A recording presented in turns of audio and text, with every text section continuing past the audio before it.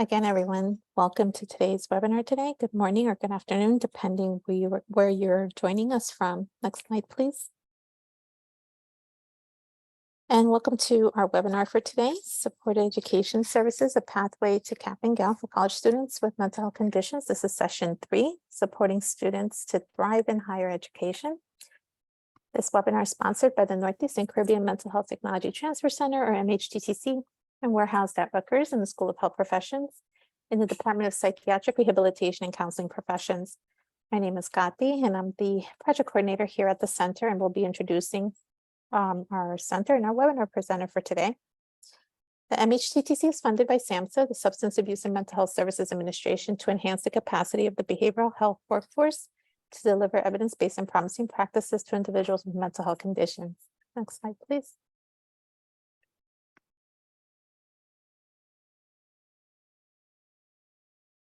We provide training-related workforces to provide effective services to people with mental health conditions. We also utilize our supplemental funding to support school teachers and staff to address student mental health. We also offer training programs on EBPs, wellness and recovery, school mental health, Hispanic and Latinx mental health education. And we also feature online education courses such as Wellness Matters, Illness Management Recovery, Functional Thinking, and more. Next slide, please. Just as a reminder, all of our services available are at no cost to you, including our training programs, products, technical assistance, and resources. Next slide. If you're interested in staying up to date with the events and products that our center is providing, we ask that you please sign up to receive our email communications. You can sign up by scanning the QR code that you see on your screen. Next slide, please.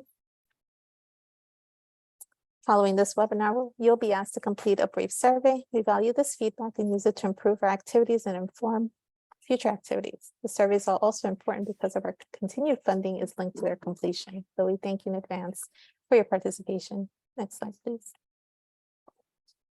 As mentioned before, we would just want to let you know that this webinar is being recorded, the didactic portion. We will pause the recording when it becomes interactive.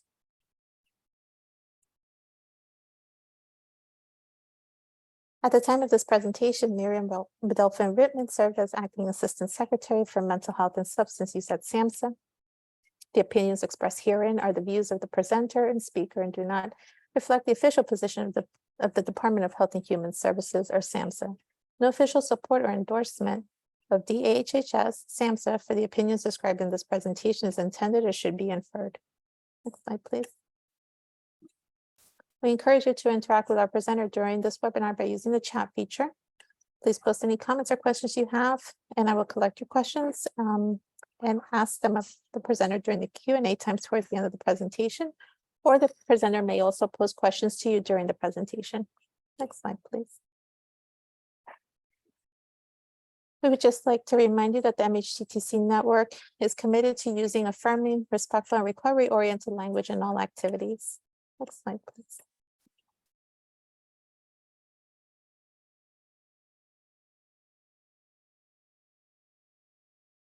And also, just as a reminder of the 988 suicide prevention hotline, suicide and crisis lifeline, for people experiencing suicidal, mental health, substance use crisis, or experiencing emotional distress, for people concerned about someone in crisis. Next slide, please. Now let's begin our webinar. We have with us Amy Banko with us today. Amy is a lecturer in the Department of Psychiatric Rehabilitation and Counseling Professions at Rutgers University. In addition to providing course instruction, Ms. Banko is a trainer and consultant at the Integrated Employment Institute of Rutgers. Within this role, she facilitates trauma-informed supported employment and support education training and technical assistance to enhance practitioner competencies and program outcomes. She is a co-developer of the first mobile outreach support education program in New Jersey and has amassed over 15 years of experience in the implementation, supervision, and evaluation of support education and support employment services. Previously, Ms. Banko was a clinical contributor on 3 NIDI LRR funded studies focused on post-secondary education and employment for individuals with mental health condition. Additionally, Ms. Banco is a co-author of a best practice manual for providing support education to transition age youth and young adults with mental health conditions. She serves as a co-investigator on 2 federally funded NIDI LRR studies on post-secondary education, supporting education implementation, mental health conditions, and trauma. Ms. Banco uses her lived experience of a mental health condition to inform her roles as an instructor, scholar, and a clinician. So again, welcome everyone, and I'll turn it over to Ms. Banco. Thank you so much, Kati, for that wonderful introduction. I'm so excited to be here with you folks today. I know how busy you all are in the provision of services. And so to carve out 90 minutes to learn a little bit about the provision of supported ed, inform your practice, and hopefully incorporate some of this work into your practice, I'm just so appreciative of that. If you are able to, access the chat at the bottom of your screen, go ahead and just give a welcome. Where are you from? What is your role?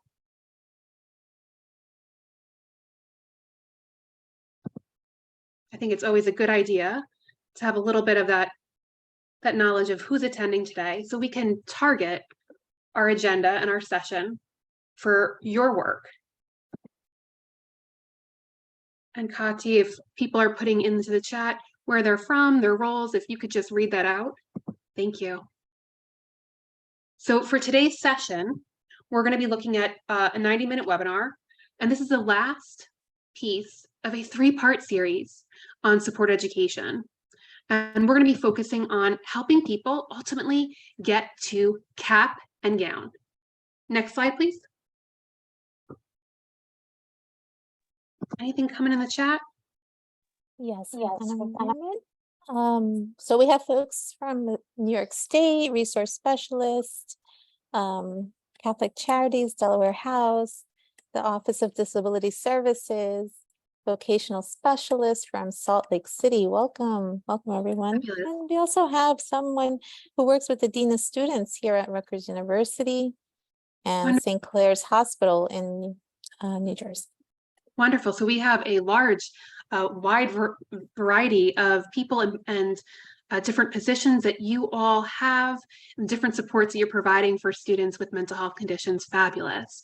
So hopefully, as we go through this objective and the content for today, some of what we will review is going to be assistive and informative for all of the wonderful roles and services and supports that you offer students in their wellness and recovery in that normative developmental life role of post-secondary student.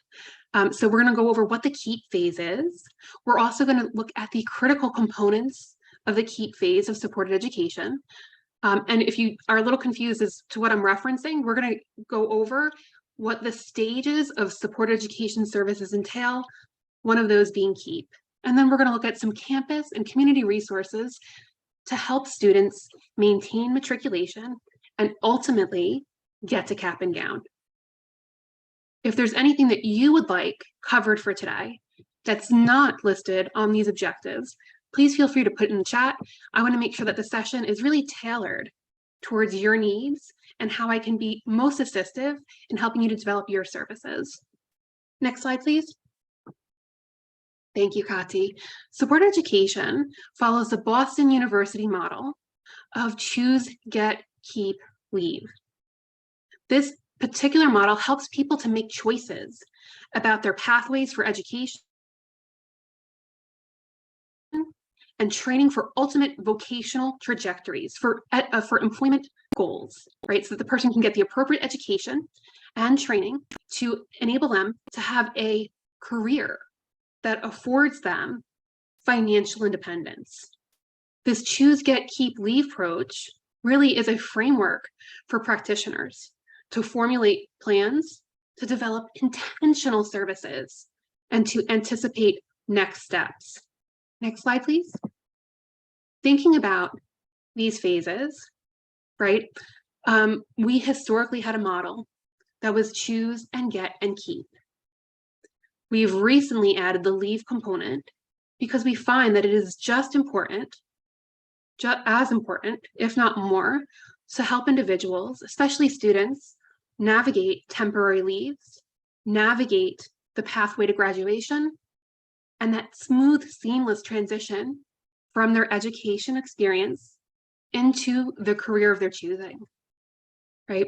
So thinking about these stages, choose, and this was, I think, our first session of the series, choose is helping people to select that educational pathway, getting that training so that they can get that good employment that's compatible with the person's values, their skills, preferences, and their needs.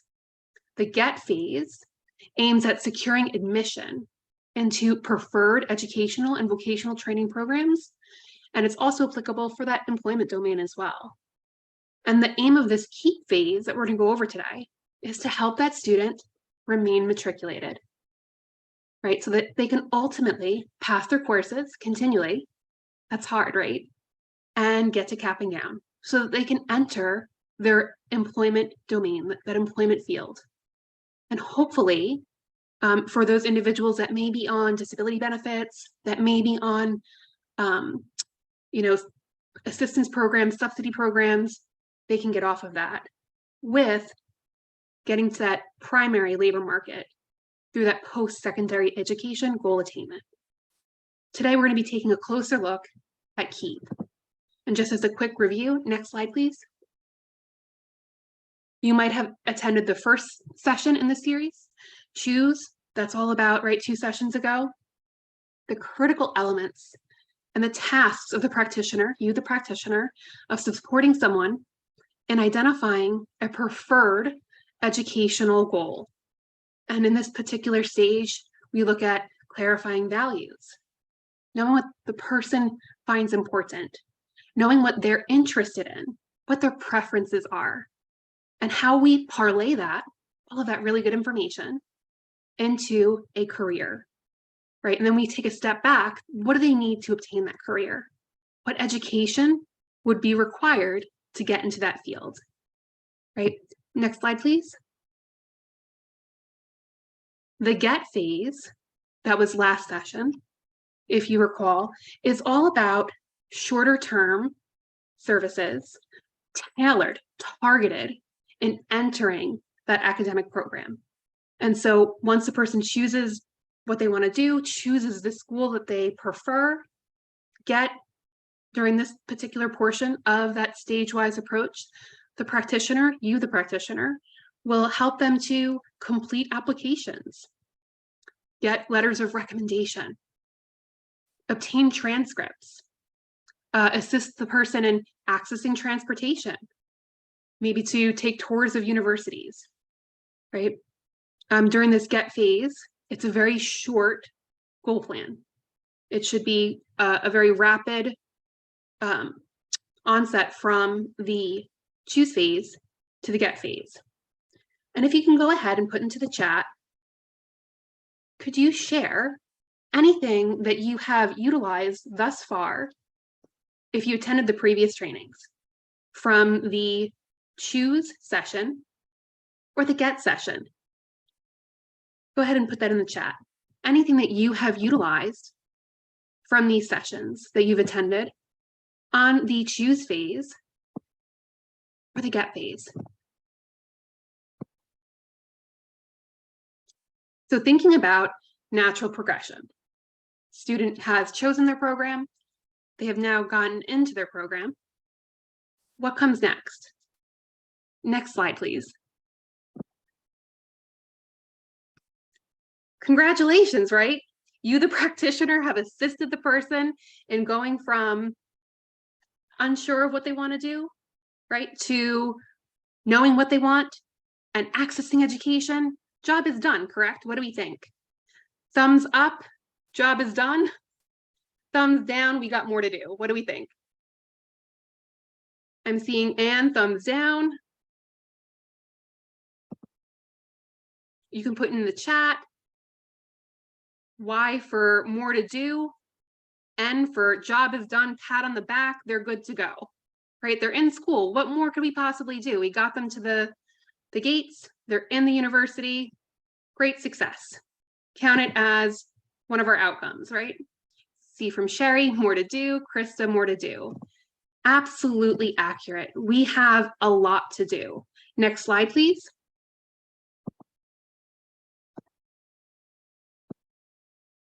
So thinking about, right, what our work should focus on and why we have so much to do. Thinking about the specific population of students, we have such high rates of dropout or stop out without graduating for students with mental health conditions.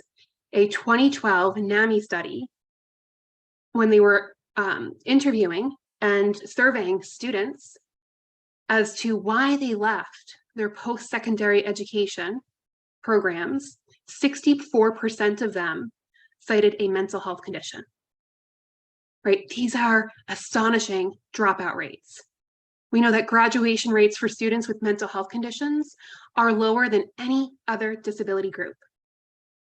And when students indicate that they're taking leave from attending college or university, according to a 2014 study, the #1 reason students give is a mental health condition.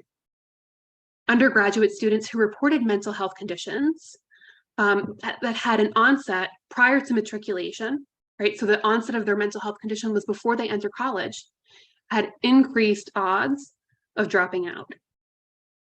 And students with mental health conditions report less engagement on their college campus and poorer relationships with their peers, classmates, and these factors are associated with decreased graduation rates.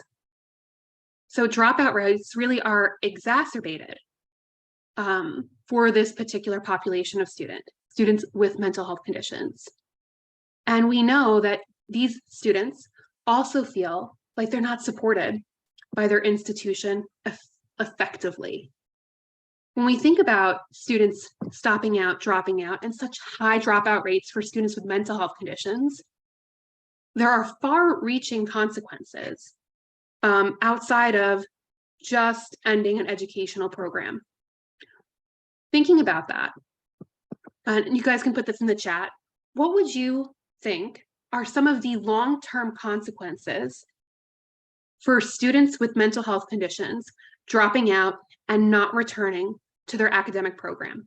Long-term consequences. We know short-term consequences, they're no longer enrolled in school. What are some of those long-term consequences if they never return? Go ahead and put that in the chat. I see from Anne, lower income. Yes, Anne, absolutely. Lower income. And I'm assuming that means their ability to earn, right? Their ability to obtain employment and earn a livable wage. Absolutely. Thank you, Anne. Spot on. Krista, social supports that could have been found in school. Yeah, they absolutely had a missed opportunity to develop some lifelong social connections. If we were to take inventory of our social capital on this call, how many of us have friends from college? How many of us have maintained relationships? I see, Krista, your hand is going right up. So I'm assuming you have some really good bonds with some of those folks, right? People who are not in college may not have that opportunity. So that limited social capital, great. Bridget, limited job options, absolutely. Think about the jobs that we're relegated to when we do not have post-secondary education. What job can you get without a degree? You may be able to work at Starbucks, McDonald's, and those jobs are decent jobs, but can they afford rent? Can they afford the car payment, the groceries, especially the groceries in 2023, right? So that's a challenge. From Sherry, lower pay, lower self-esteem, social anxiety. Yes, lower self-esteem. And that could be tied to identity. When we think about our identity, there are many facets that can come up, especially our role as a student and our role as a worker. And so if we miss out on that opportunity to go to school, to get that better paying job, as you noted, that could impact our self-esteem. Al, self-esteem and confidence are low and not able to socially network. You guys are spot on. So when we think about the implications, it's not just in the immediate future. It is far-reaching. On average, employment opportunities and salary potentials are lower for individuals who do not earn a college degree. Students who drop out of college are 4 times more likely to default on their student loans. Imagine that, not being able to pay back your student loans and not having the degree to show for it. And 40% of people with serious mental health conditions have an annual income below $10,000, right? 40% of people, income below $10,000. And we also have an 80% unemployment rate for people with mental health conditions. Additionally, when we're thinking about health, when you have limited social determinants of health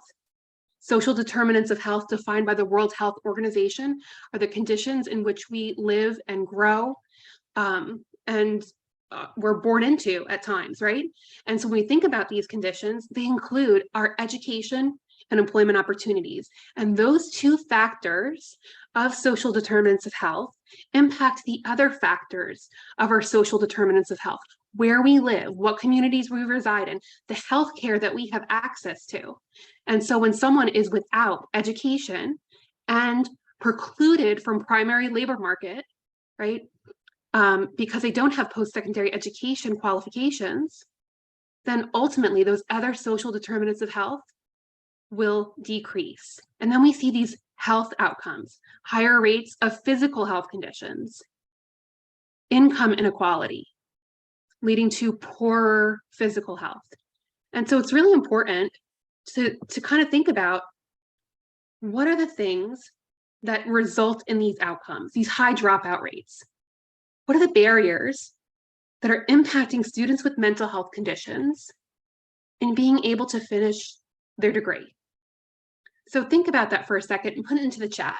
What do you think are some of the barriers that students with mental health conditions experience that result in these poor outcomes? Because that's, as practitioners, right, once we know that, we can begin to address it. We can begin to systematically remove those barriers, mitigate those barriers, and help people to get to cap and gown. What do you think? What are some of the barriers? From Krista, living situation, either on campus, can't afford, have to be at home, having trouble getting to school. Yeah, absolutely. That can be a contributing factor. Does a person have stable housing? Do they have housing that's conducive to doing work? Have you ever been in a place, maybe it was your office, maybe you were residing with other people, and that environment was just not conducive to studying, to writing a paper? I know I have. I had some loud, rowdy roommates at times, right? I think that's a great point. Marginalized, increased number of absences, tardiness, needing accommodations. Sherry, you were spot on. Thank you for your insights. I think that's very key, right? Students that have been marginalized, discriminated, have experienced oppression and precluded from these environments, absolutely. And inpatient care. Yeah, when people may have an increase in symptoms, they might need to experience a higher level of service. And so they may have to have an inpatient setting for a brief period of time. From Hillary, isolated socially from other students. Absolutely. From Al, various changes. Excellent. Yeah, you guys are spot on. Next slide, please. So thinking about additional barriers to the ones that have been cited, students were surveyed with mental health conditions and they were kind of exploring what were the things that were most challenging for them. And out of those respondents, 70% said that their challenges at times lied with being able to concentrate, being able to focus, giving their attention to the work that they needed to do. Additionally, students identified time management as a big concern. How do you divvy up the limited time that you have for your schoolwork and all the other important roles that you may be committed to, like working, like taking care of family, etc. Stamina, the ability to persist and not get fatigued. Organization of spaces, organization of notebooks, notes, things of that nature. Prioritization of tasks, not knowing how to go about selecting what is the most important thing to take care of. What do we think about this? Go ahead and put it in the chat. Is some of this resonating for you and some of the individuals that you serve in what they might describe as challenges? Next slide, please. Same survey. Additionally, right, that was 70% of respondents. Other 50% of respondents reported these particular barriers as challenges for students with mental health conditions. Difficulty memorizing information. I think we said managing psychiatric symptoms, managing, right, those wellness issues, maybe needing to, again, someone mentioned going inpatient, right, and having a higher level of care if symptoms are exacerbated. We see studying for exams as a particular challenge. Taking exams, right? Two different things. Preparing for an exam is one, and then actually sitting down and being present and being able to relay what you studied on that test. Preparing for class, composition skills, writing skills, note-taking, all of these things were identified. From Sherry, I hear this all the time. I'd love resources to help them prioritize. Yes, I think it's important that we consider, how do we address these commonly cited barriers? And when we look at them and kind of begin to categorize them, we see some trends. We see very quickly there are 3 categories forming within these barriers. One category is learning and executive functioning skills. Another category would be wellness skills, right? How do you manage your wellness? And the third would be relationship and communication skills, such as speaking with the professor, speaking with classmates, right? So we see these trends very quickly emerging as priorities. And so next slide, please. That's what the KEEP stage has to address. Our work is not done after the choose and get stage. Our work, in fact, is just beginning. I say to people providing support education services, this is where the real work starts. Think about your own educational experiences. How many years did it take for you to complete your bachelor's, your associates, your master's? Put in the chat, how many years did it take? I know for me personally, it took me over 7 years to complete my master's degree. I had many starts and stops, right? It was a bit of a challenge. And so I had to maintain motivation. I had to maintain my student and academic skills for that long duration of time.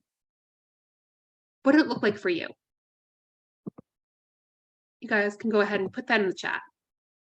And so the KEEP phase in supported ed is the most essential component of services aimed at enhancing academic success for these post-secondary students, particularly, right, those who are experiencing these mental health conditions, as well as those intersecting identities that may have also historically been marginalized, oppressed, or precluded from higher education. Think your first-gen students, think your students within BIPOC communities and cultures, think your students who are a part of the LGBTQIA+ community, right? And so we are looking to support these students and all of their intersecting identities in this phase of service to ultimately help them get to cap and gown. When we think about the key areas of focus, first is skill development. During this part of the SED process in KEEP, we, the practitioners, are going to guide the students in honing, refining their critical academic skills, including both their learning skills, right? How do you study? How do you write a composition? As well as the executive functioning skills. And we're going to get into executive functioning skills in a moment. But those are the skills of our higher level cognitive processes, and we use them every day. Think about what you needed to do to get to this training. You relied heavily on your executive functioning skills. In every life domain, we are using our executive functioning skills. And so without these skills, you could be the smartest student in the classroom, but without these skills, you will experience challenges, right? These skills involve organization, time management, goal setting, problem solving, being flexible, navigating a challenge with that, cognitive flexibility. This is crucial for academic success, even for employment success. We also see in the KEEP stage, developing wellness skills. SED practitioners want to help students to develop essential wellness skills to build and maintain optimal wellness. This can include things like stress management, self-care, healthy eating habits, physical activity. Anything that the person can use, can leverage, that fits with them, works well with their preferences to build optimal wellness. We also see relationship skills, communication skills as key. Right? These interpersonal skills can include negotiating, conflict resolution, introducing oneself, sharing in class, asking questions in class, right? All of these things are critical as a student to be able to form positive relationships with their peers, with their professors, and to ultimately foster a supportive academic environment, right? Then we see in terms of KEEP, another big piece in this three-prong approach is accommodation, education, and development. This is so crucial. There are many resources that we can link students to, but there is only one resource on community campuses or college campuses that are specific to students with disabilities. And this is going to be the disability services, right? Sometimes on some campuses it's called Office of Disability Service. And this helps students to access their legal right of reasonable accommodations. And we're going to get into that in a moment. Lastly, we see resource linkage. This is the assistance in getting connected to both on-campus services and supports and services and supports within the broader community setting. I think it's crucial that we practitioners can effectively link people to other supports and services. We can't do it all. We don't provide it all, right? And so we talked about some barriers previously in the chat. Some of those we can address, others we have to link out, refer to. Ultimately, our role in the KEEP phase is of paramount importance. Us, the practitioner, we have to work as an advocate. We have to be a broker of collaborative support services. We act as mentors, counselors, and ultimately, we should be a strong support system for the student. We should continue providing our time unlimited mobile outreach services that are assistive, supportive, and inclusive for the student to kind of get over, mitigate, go underneath, move around any way we can, those barriers that we previously had cited. So any questions on the overview of KEEP before we start to do a deep dive in each of these three sections? Let me ask, are you guys providing some of these services currently? Does it sound familiar to you? Skill development, accommodation development, resource linkage. I see some heads nodding. Put in the chat, are you currently engaged in some of these areas? Or is this totally new?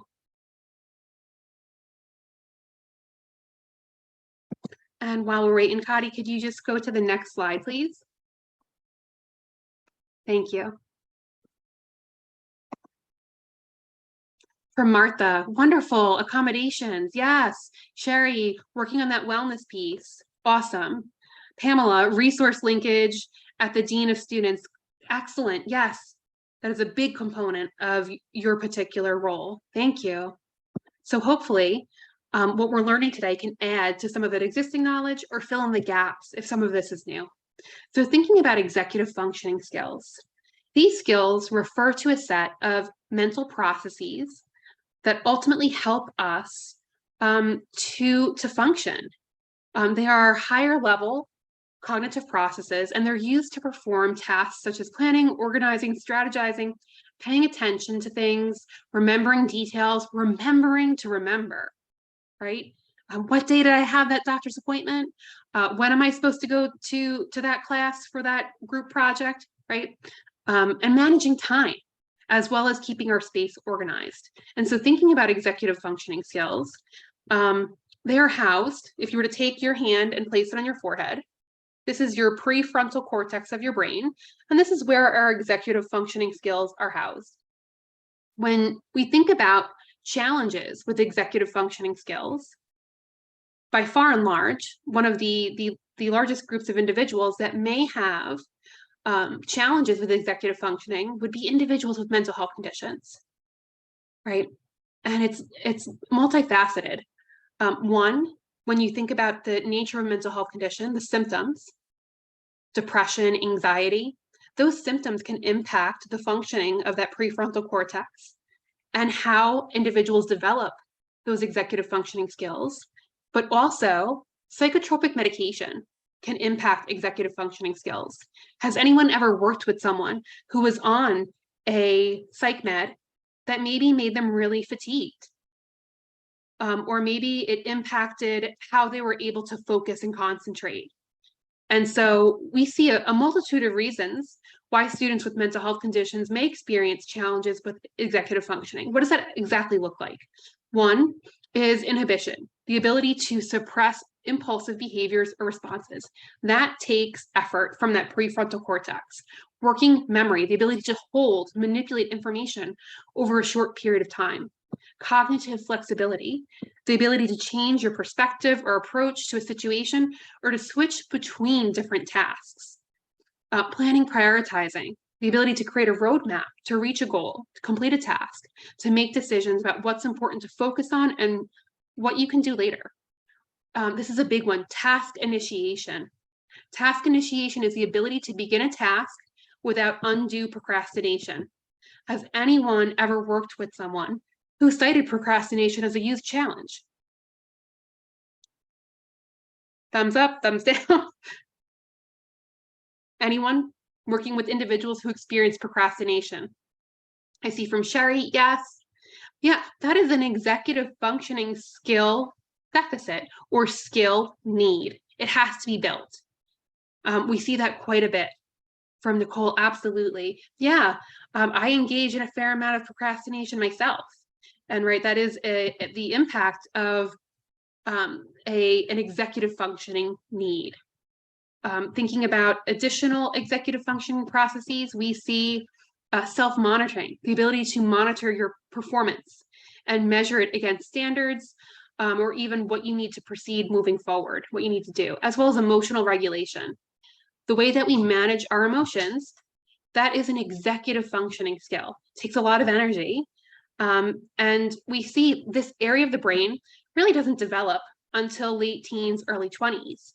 So when you see your young kiddos that you may work with in service, or if you are a parent or a niece, have a niece, you're an aunt or an uncle, and you see, kids having that very visceral emotional reaction, they have undeveloped prefrontal cortexes and don't have those executive functioning skills really solidified yet to manage emotions.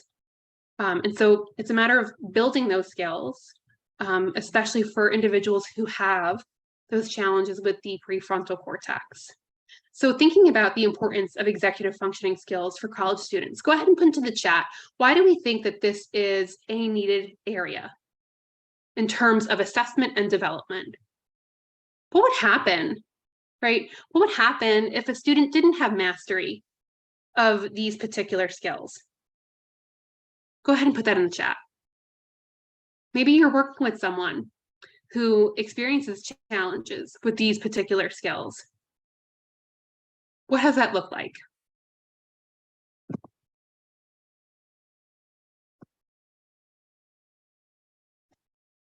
Okay, I see some things coming in. From Sherry, they would not be able to complete their work in a timely manner. Absolutely. Pamela, academics will, yes, Pamela, spot on. You and Sherry both. Their academics will suffer. You can see how executive functioning skills are a critical core component to being a student. They could become overwhelmed and shut down. Absolutely. Absolutely, and great point. Why bother? Why bother? A person may have that like self-defeatist attitude. From Jenna Rose, higher ed has much less structure than K-12. Students struggle with unstructured time. Absolutely, Jenna. Wonderful point.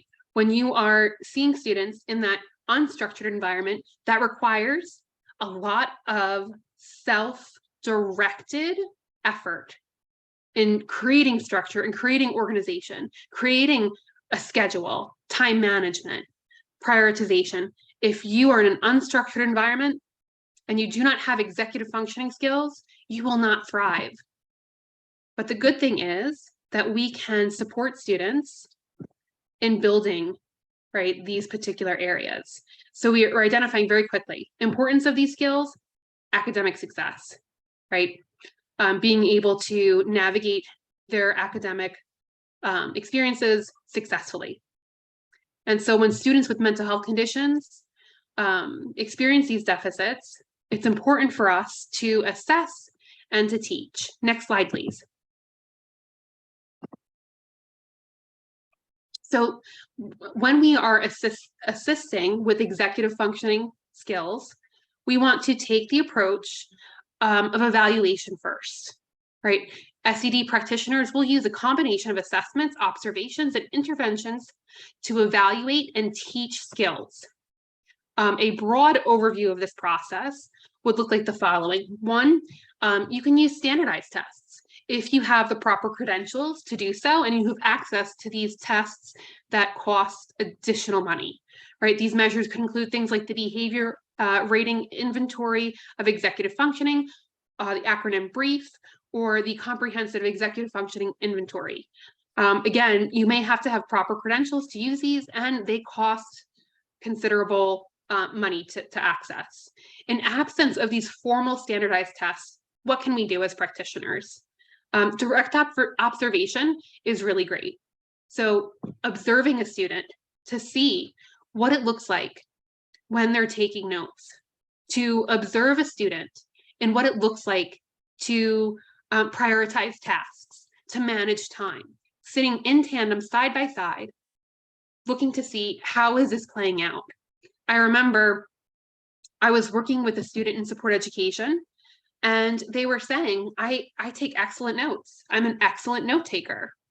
And I took them at face value. They're taking good notes. They prepared for an exam by reading their notes.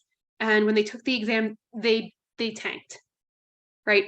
And so in kind of doing a post-mortem to see like what happened, we looked at the notes, and this student was trying to write everything that the professor was saying verbatim, trying to write down everything word for word. Thinking about effective note-taking, thumbs up, that's an effective strategy. Thumbs down, trying to write things verbatim, not so much an effective strategy. What do we think? Thumbs down. Yeah, I see. Thank you, Krista. So absolutely, they weren't able to take effective notes. And so observing the note-taking process was very assistive. And it's important that we couple that, right, that observation with self-report, as well as what the person is saying about others reporting of their particular skill sets. So we can, as SED practitioners or someone incorporating SED into service, we can ask the person, what does it look like when you're trying to calendar? What does it look like to transcribe your syllabus into your calendar? What does it look like to create a to-do list? Going point by point, asking the person where they rate themselves, and then what the feedback they received from professors, maybe from classmates, right? How are they observed and viewed by their peers and by individuals who are assessing them, grading them, right? So that's self-report and self-report of third parties. We can also look at their academic records to get a sense of what their academic performance has been, looking at unofficial transcripts and having a good open-ended discussion about how their performance has been, where their strengths are, where challenges have lied, can be very insightful, right? So a combination of of these 4 approaches, standardized testing, direct observation, self-report, review of records, can give you good insight into executive functioning skill sets. When teaching executive functioning skills and compensatory strategies to offset these particular areas of need, we want to provide explicit instruction, right? We're going to go into that skills teaching portion of our role. So breaking down the steps, this is how we calendar, right? When you are looking to schedule your time, you would put your appointment in at this date at this time. The appointments that you should be putting in your calendar would look like classes you're attending, assignments that you're going to work on. When are you writing this paper, right? This paper is 12 pages.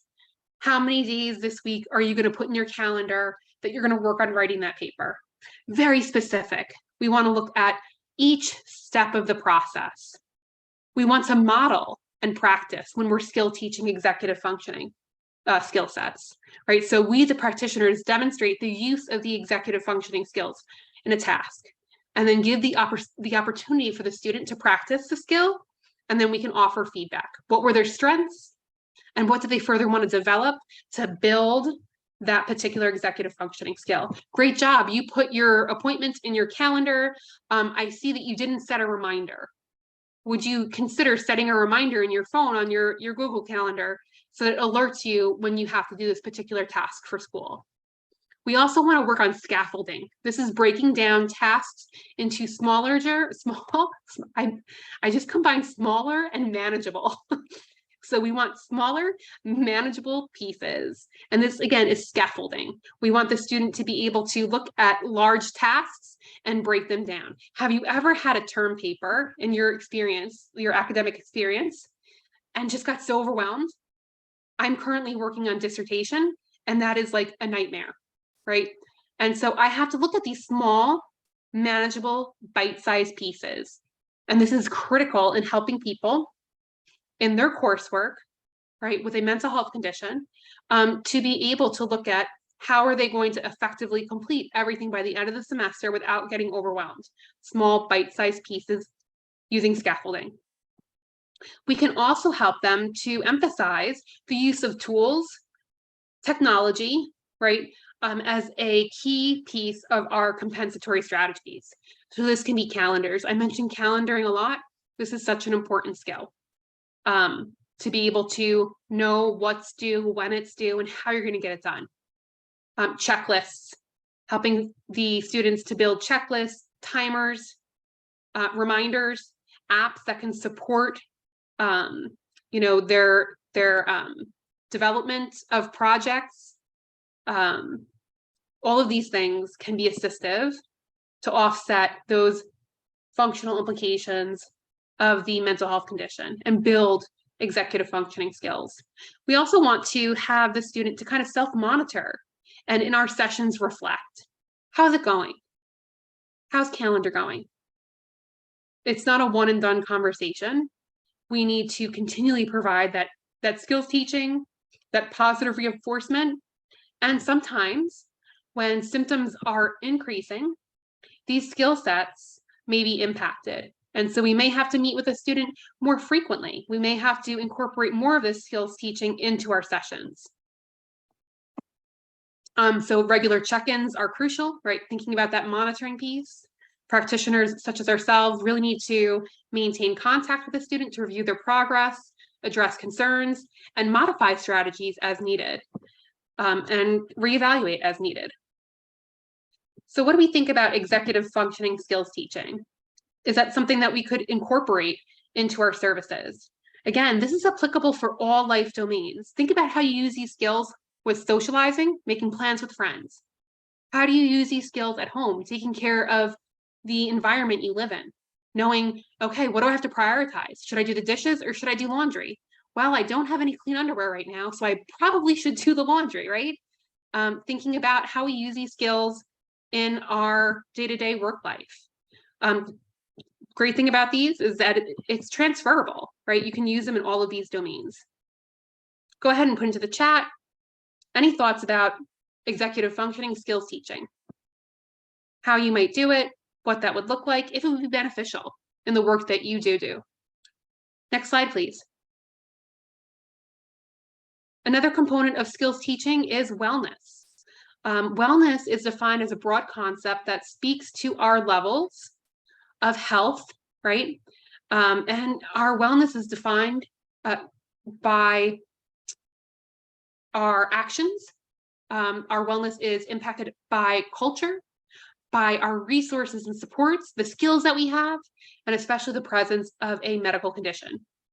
And so when I conceptualize wellness for the students that I'm working with, I like to use this before stage 4 model.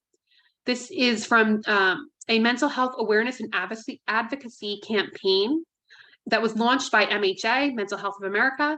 And it really looks at promoting wellness and mental health by importantly, I think, acknowledging that mental health exists on a spectrum, just like physical health. Mental health isn't simply the absence of illness, it's a continuum that ranges from optimal wellness, like stage 1, right, to more severe symptom onset, looking down at stage 3, stage 4. People can be anywhere, students can be anywhere along this continuum at different points in their lives, different points in the semester, different points in their academic program career. And it's important to recognize and really address shifts in a student's mental health wellness prior to getting to crisis.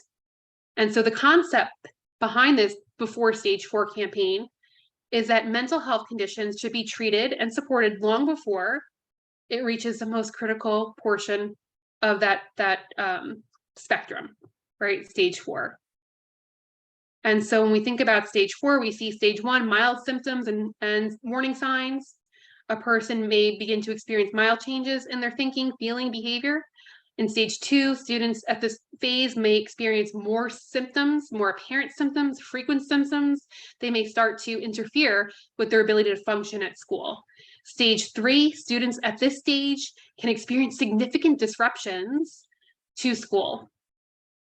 And stage 4 symptoms, right, students' symptoms are severe and very impactful. And the student is at risk for experiencing complications. What do we think of before stage 4? Have you guys utilized this in your work? Yes, no, go ahead and put it in the chat. Would this be something that you would incorporate in working with students to kind of give that visual of the spectrum of wellness? Next slide.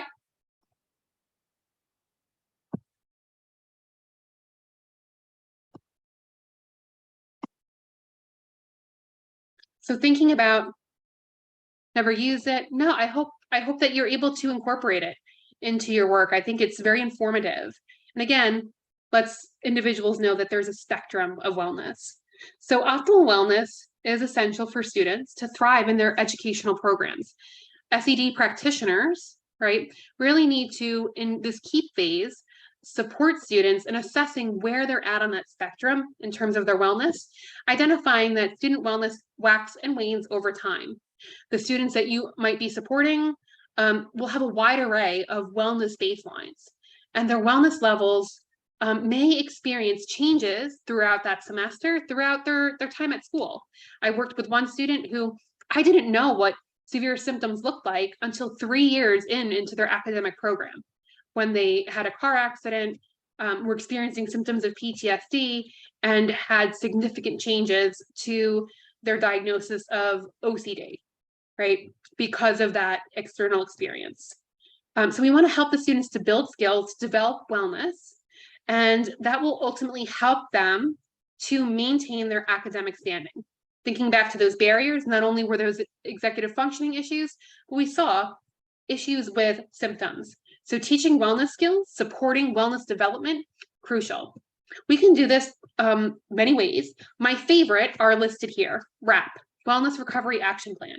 Who has utilized WRAP before? Wellness Recovery Action Plan by Mary Ellen Copeland. This is an evidence-based practice that was designed specifically by a person with bipolar disorder who was tired of hearing, you'll feel better when.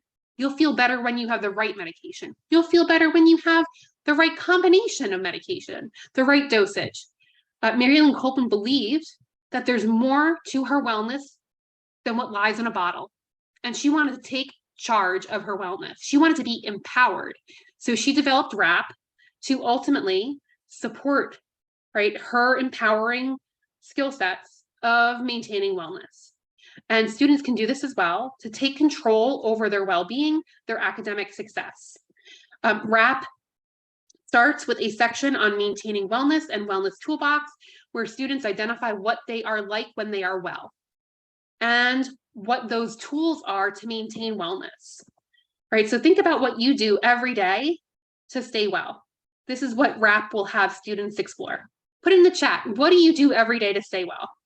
For me, it's important that I have time to exercise every day, to get on a, at least a little bit of a walk in, or maybe some yoga. If I don't do it, I feel it. What do you do every day to stay well? Right, this is the maintaining wellness section of WRAP. So it helps students to really think about what are the activities that they can engage in to have a positive wellness experience, optimal wellness, right? They create their wellness toolbox. WRAP also has a managing stressors section. And this is a significant part of WRAP that involves recognizing triggers and the early warning signs when you're not well. This includes identifying, external events, circumstances that might provoke uncomfortable emotions, symptoms, subtle signs that indicate the student is feeling worse. And the ultimate goal of understanding what that student looks like when they're not well is to help that student to ultimately begin to use more of that wellness toolbox that they built so that they can offset the triggers that they're experiencing. I love this list. That's awesome. You guys are great. Pet my dog, fabulous exercise, get outside, try to get a little sun. That is very important, especially now that we do not have that blanket of smog coming over the East Coast area. Meditation, that's awesome. I'm glad that you guys have a good understanding of what works well for your wellness. And in teaching wellness skills, that's exactly what we do for the students that we're working with. One of the other critical components of WRAP is crisis planning. This is so valuable. This section of WRAP helps a student to identify what is ultimately going on in terms of a crisis. What are the signs of a crisis? And what would they want done in the event of a crisis? And this section is developed when a student is feeling optimal, when they're feeling well. And once they kind of list out what they want done in the event of a crisis, then that student has a very thorough plan of what happens if they need to take a leave. That will safeguard their financial aid, that will safeguard their grades, right? Thinking about times that you were in school, what happens if you were to just ghost your semester, your professors? There are significant consequences. And so having a WRAP in place with a crisis plan will let you, the practitioner, know what needs to be done if that student is inpatient and can't communicate with the school. Who's now the point person to make sure that that student's status is not negatively impacted? So critical. I can't even tell you how many times I was working as a support education practitioner and had to utilize that crisis plan because a student had a crisis, whether it was a mental health crisis or another crisis, right? And it was so good to know what that student wanted done when they were feeling well. I like to also utilize the 8 dimensions of wellness in conjunction with WRAP. The 8 dimensions of wellness developed by Dr. Peggy Swarbrick is a SAMHSA endorsed tool that looks at physical, emotional, intellectual, social, spiritual, occupational, financial, and environmental wellness. And this is incorporated into the WRAP, right, to create a holistic and comprehensive approach to student well-being. And so you can support the student in looking at all of these domains of wellness and putting that into the WRAP. When I asked you, what do you do for wellness? You were very specific, maybe citing one domain. People said exercising, people said getting sun, petting their dog. Well, if I were to prompt you, Tell me what you do physically, emotionally, intellectually, socially, spiritually, financially, right? Occupationally, environmentally, you'd have a more comprehensive plan. And so I fold the two together to help students build a very comprehensive plan, strategy to support their mental health wellness, right? Any questions or concerns about how you would utilize this? The 8 dimensions of wellness and WRAP.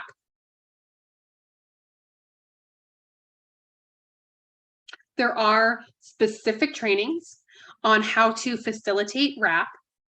I have in the resource section a modified version that was created specifically for WRAP for students. So you will get that packet. I would recommend that you access some additional WRAP trainings.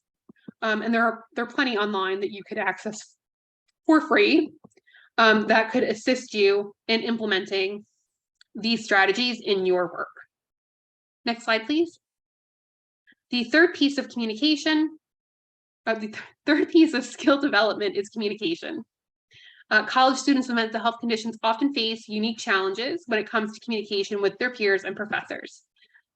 Recalling from your own experiences as a college student, as a CTE student, whatever education you may have, go ahead and put in the chat, what were some of the concerns that you might have had communicating with classmates, communicating with professors? Or what are some of the concerns that the people that you're working with might share with you? What does that look like, right? It can be very anxiety provoking to communicate with professors, to communicate with classmates. And these difficulties can be even further enhanced when individuals have a mental health condition. So when thinking about, right, communication for students with mental health conditions, they may have key challenges, including symptom-related challenges, right, affecting how a student communicates because of their symptoms. For example, social anxiety can make a student excessively fearful of interacting, asking questions in class, presenting in class. Depression could make a student withdraw, right? Or difficulty expressing thoughts. And a student with PTSD could have difficulty focusing in a conversation or during class. Thinking about additional key challenges, stigma, right? Despite the ever increasing awareness of mental health conditions, there's still significant stigma associated with mental health conditions. And so students may fear negative judgment, rejection, misunderstanding.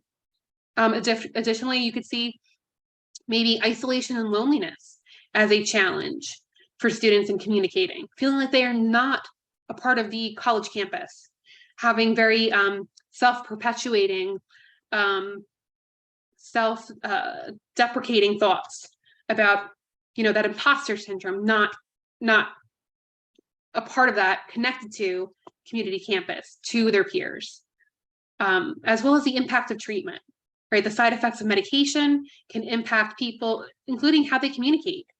So these challenges can really underscore the importance of supporting us practitioners, supporting students in building communication skills. From Krista, asking for help when needed. Absolutely, that's a biggie. Asking for help, asking for feedback, inquiring about details of an assignment. I've had students who had challenges even asking a peer in their class to share their notes, if they were absent one day. Think about, just that simple act of going up to a classmate and saying, hey, I was out. Is there any way I can get a copy of your notes, right? That takes communication skills. And so next slide, please. In thinking about our skills teaching, we want to support social skills teaching, social skills training. We can help students to overcome these communication related challenges by helping them to really develop effective skills, practicing the skills, breaking them down, right? This can involve teaching a student how to initiate a conversation, maintaining eye contact to their level of comfort, understanding nonverbal cues, how to respond in different social situations, scenarios. And what's very helpful is role playing. Assertiveness training is something that I have utilized for students and helping them to express thoughts, feelings, their needs in a respectful way. Mindfulness and stress management can also be assistive in this piece of communication skills teaching, supporting them in that reduction of stress or anxiety that could interfere with communication, building active listening skills to help students be able to focus and to interact effectively with their peers and professor, as well as conflict resolution skills. That's the biggie. Teaching the students to be able to effectively negotiate, problem solve, interact with individuals when there is potential discourse. And a big one is also self-disclosure strategies, looking at a student's preferences of talking about their mental health condition, defining their preferences, building scripts if they need to disclose, they choose to disclose. Who do they want to talk to? What do they want to say? How much are they wanting to share? Being very much targeted in developing a well thought out, right, disclosure script. By teaching communication skills, we can ultimately help these students to navigate their academic and social settings in college much better. And we know that when students are connected socially, they fare better academically. Are you guys doing any skills teaching in terms of communication teaching now for students? Anna, I see a head shake. Anyone else? No, from Sherry. I hope you can incorporate it. There are a lot of skills teaching manuals, social skills teaching manuals. The one that's coming to mind that I've used, and it's targeted for students or individuals with schizophrenia. It's called Social Skills for Schizophrenia by Bellamy, but I've used it for students with varying mental health conditions, and it is a targeted step-by-step approach to teaching specific social skills. Next slide, please.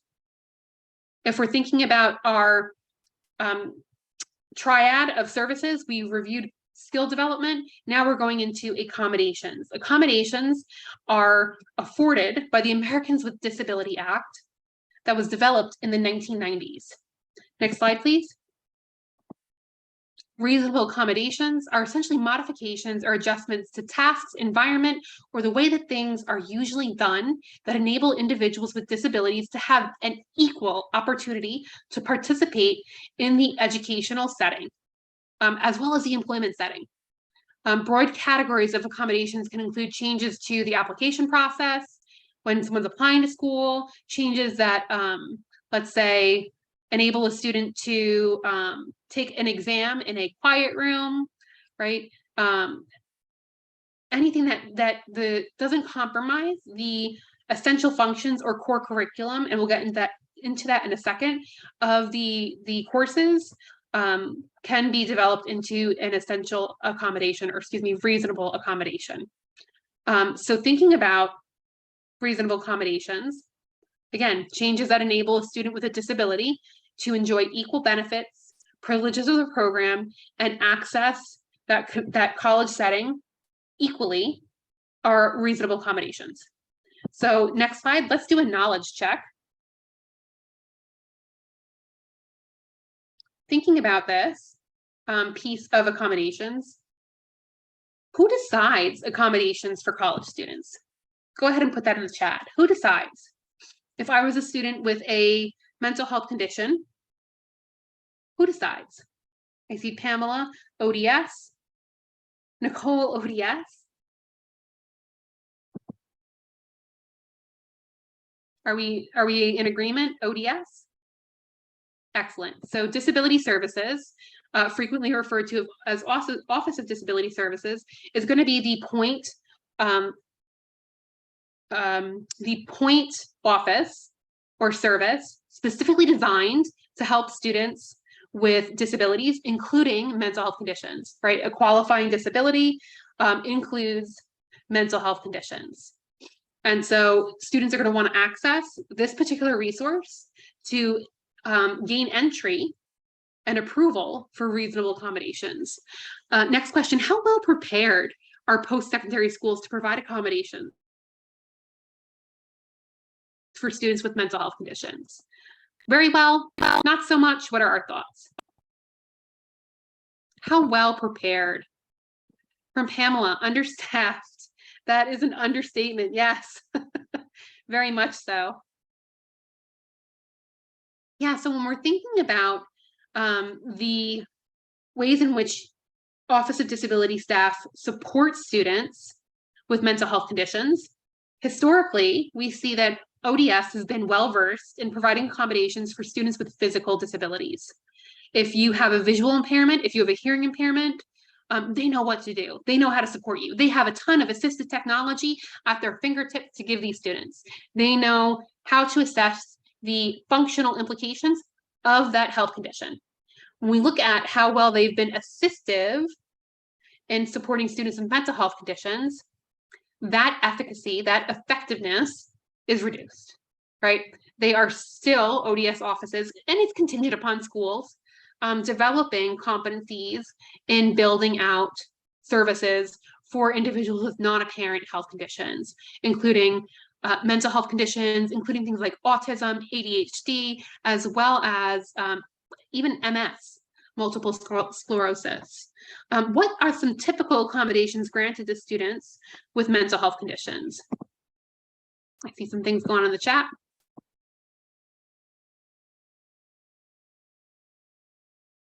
I did not realize you can ask for an accommodation to apply to the college before you're accepted into the college. Yes, you can have an accommodation to access entry. Yes, some professors are not too informed or biased. Unfortunately, that's very true. And that's why we have to consider with students, how do they want to proceed with disclosure? And some students choose never to disclose, or if they do disclose, they never disclose the nature of their health condition, and that's perfectly okay. We want to support students in making their own decisions and never force disclosure. Great point, Al. Krista, very true about professors. I've heard of a professor ignoring the accommodations or stigmatized. Yes, I've seen this time and again. And this is not in compliance with the Americans with Disability Act, right? They are going against the law. They have to provide the student, if they have the accommodation, has to be honored.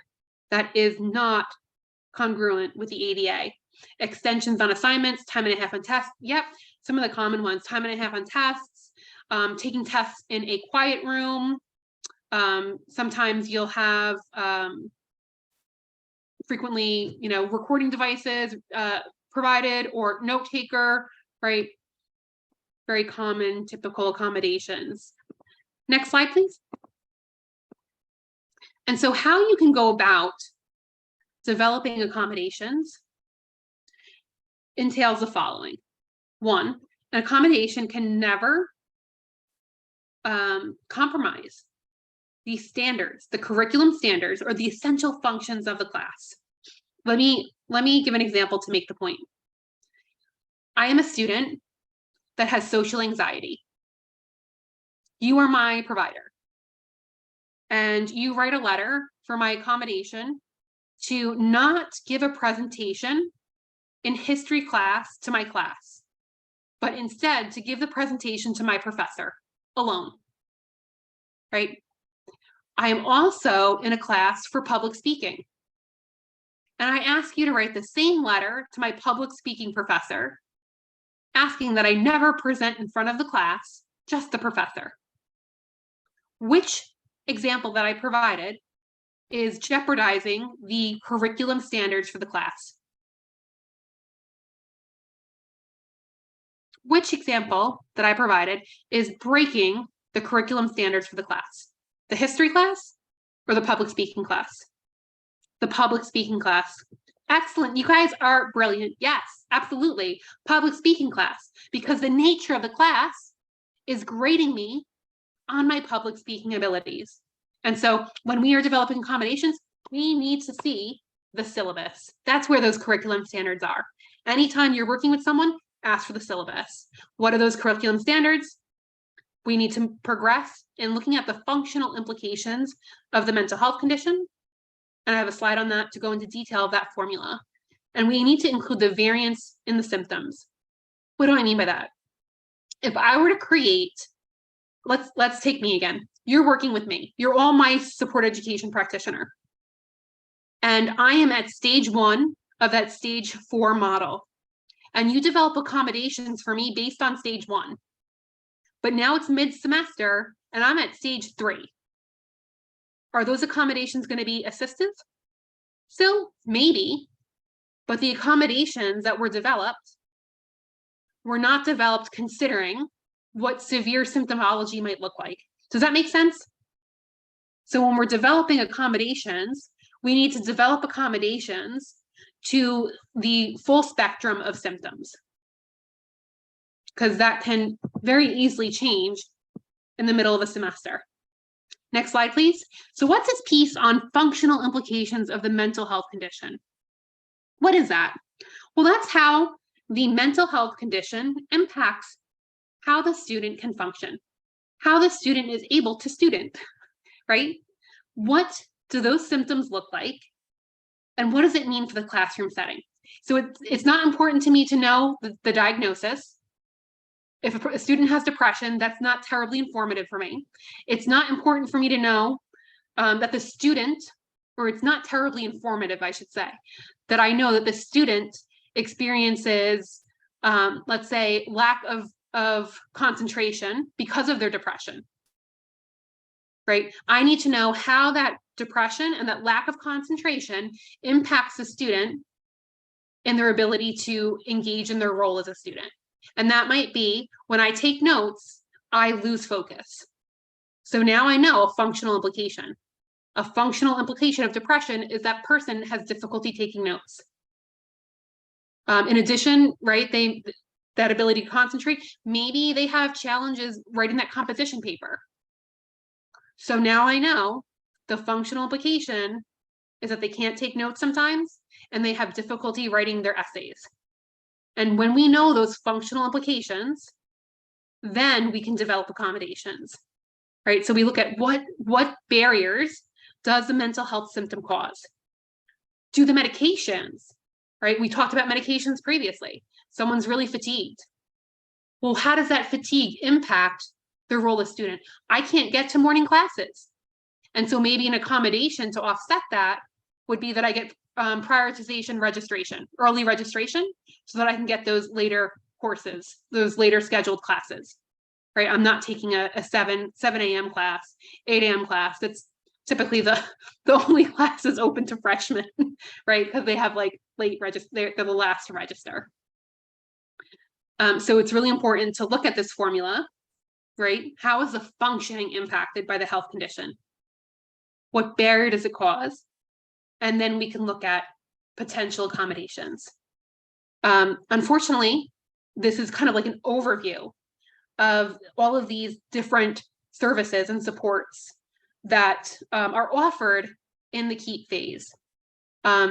If you are looking at learning more about developing accommodations, we certainly have in the Integrated Employment Institute at Rutgers further sessions on how do you develop academic accommodations. And one resource that we rely heavily on, and it's in our resource section, is the Job Accommodations Network, JAN. JAN has a list of mental health conditions that you can click on to see what are the functional implications and what accommodations offset those functional implications. Now, granted, this is in the domain of employment, but some of these are just as applicable for the domain of education. Again, that resource is JAN, Job Accommodations Network, and I use this in tandem with this formula. Lastly, we are going to look at, next slide, please. In our KEEP phase, linkages to community and campus resources. This is crucial. You are not a sole provider doing everything. You can't, unless you have a machine that can clone yourself. You can't do it, right? So how are you linking people to community and campus resources? What community and campus resources might students be interested in to meet needs, to offset barriers, to get to cap and gown? Put it in the chat. What are some community resources and campus resources that you might link a student to? What would that look like?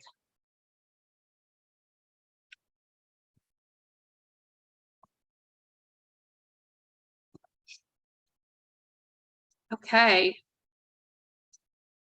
Self-help centers, excellent, wonderful. Campus food pantry, yes, Sherry. Students are struggling right now.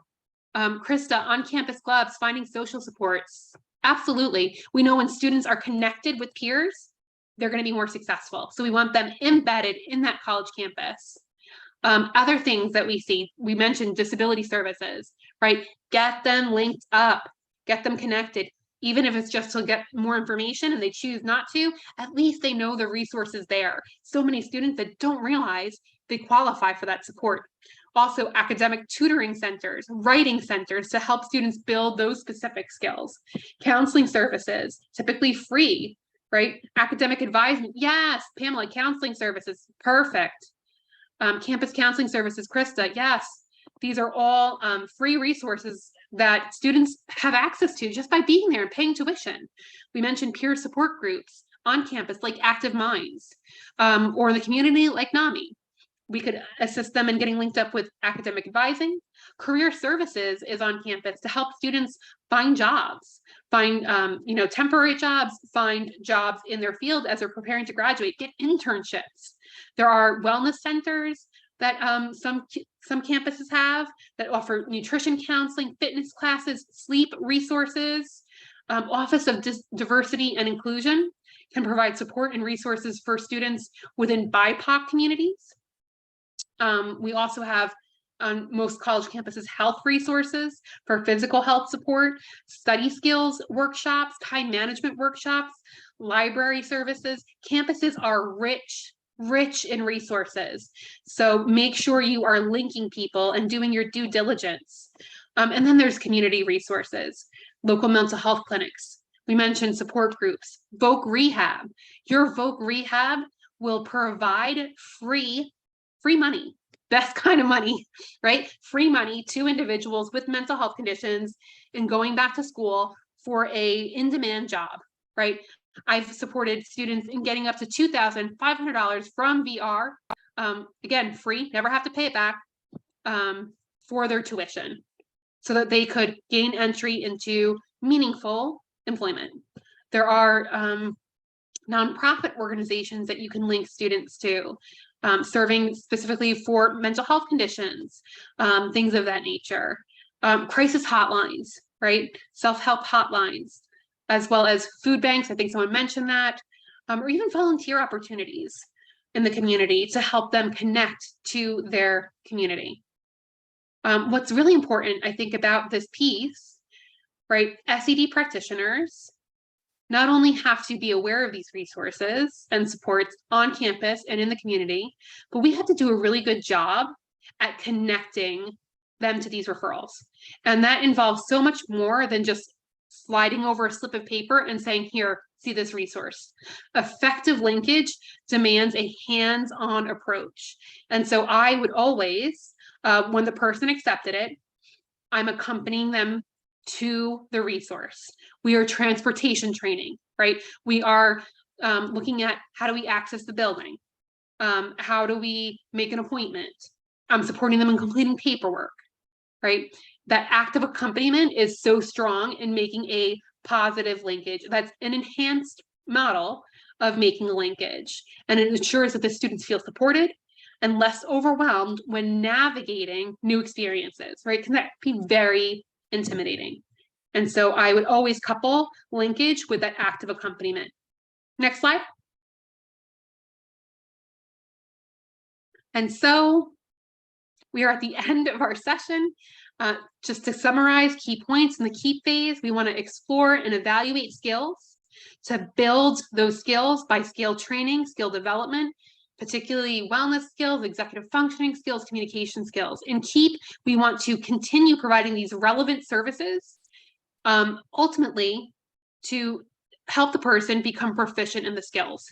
And then we want to support them in linkage to ODS, linkage to accommodations, helping them to get intentional accommodations, community services, and campus services. Next slide, please. So from today's session, what's one thing you'll try, or any barrier that you may preemptively identify that you could encounter? Oh, yes, Sherry, Jan, Job Accommodations Network. Yes, awesome. RAP, Krista, I love it. You'll be getting that link to access the RAP for students. Awesome.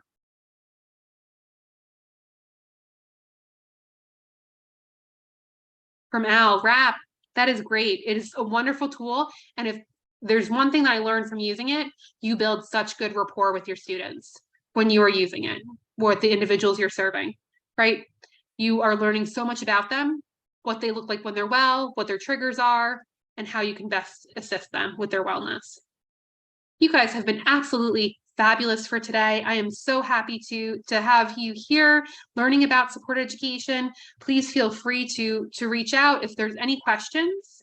But thank you so much for attending today.